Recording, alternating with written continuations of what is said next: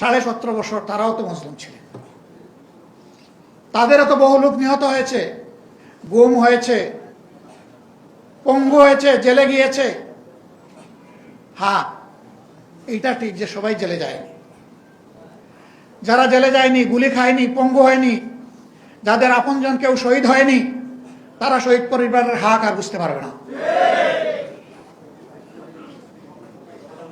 আমরা দেখেছি 5 আগস্টের পর যখন প্রয়োজন ছিল শহীদ পরিবারের কাছে যাওয়ার, যারা এই প্রয়োজনটা উপলব্ধি করেছে তারা শহীদ পরিবারের কাছে গিয়েছে। আর কেউ কেউ তখন থেকেই নির্বাচনের দাবি তুলেছে। শহীদদের তাজা রক্ত তখনও ভাসছে, মায়ের চোখে তখনও পানি নয়, রক্ত ঝরছে। সেই সময় তাদেরকে সান্ত্বনা দেওয়া, তাদের পাশে দাঁড়ানো, এই কাজটা না করে কিভাবে কিছু রাজনৈতিক দল তারা তখন থেকে নির্বাচনের জিকির তুলতে পারল?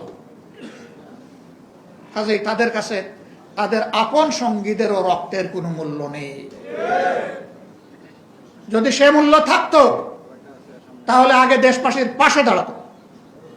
নির্বাচন কার জন্য? সরকার কার জন্য? জনগণের জন্য। সেই জনগণ ট্রমাটাইজড, আহত, দারুণ কষ্টে আছে। তাদের কষ্টে পাশে না দাঁড়িয়ে তখন সেই কাজ করা হয়েছে, আর আমাদেরকে ব্লেম দেওয়া হয়েছে আমরা নির্বাচন চাই না। নির্বাচন না চাইলে পরে নির্বাচনে অংশগ্রহণ করলাম কিভাবে? সম্মানিত বন্ধুগণ, আমরা নির্বাচন চেয়েছি, তবে আমরা নির্বাচনের নামে ষড়যন্ত্র চাই নাই।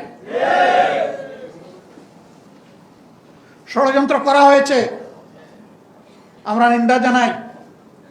ইন্টারিম গভর্নমেন্ট, যাদের পরিচয় ছিল নিরপেক্ষ, দল নিরপেক্ষ, তারাও এই ষড়যন্ত্রে শরীক ছিল, নিজেরাই তারা স্বীকার করেছে। ষড়যন্ত্র করে 11 দলকে হারানো হয়েছে। তারপরে এই রায় কেন মেনে নিলাম?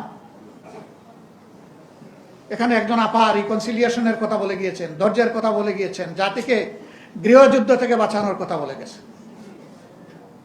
17.5 বছর পরে এই নির্বাচন নিয়ে ষড়যন্ত্রের ফসল হিসাবে যদি আমরা সেদিন রিভোল্ট করতাম, এই নির্বাচনের ফলাফল প্রত্যাখ্যান করতাম, তাহলে দেশে বিশৃঙ্খলার সৃষ্টি হলে এর শেষ কোথায় গিয়ে দাঁড়াতো কেউ জানে না।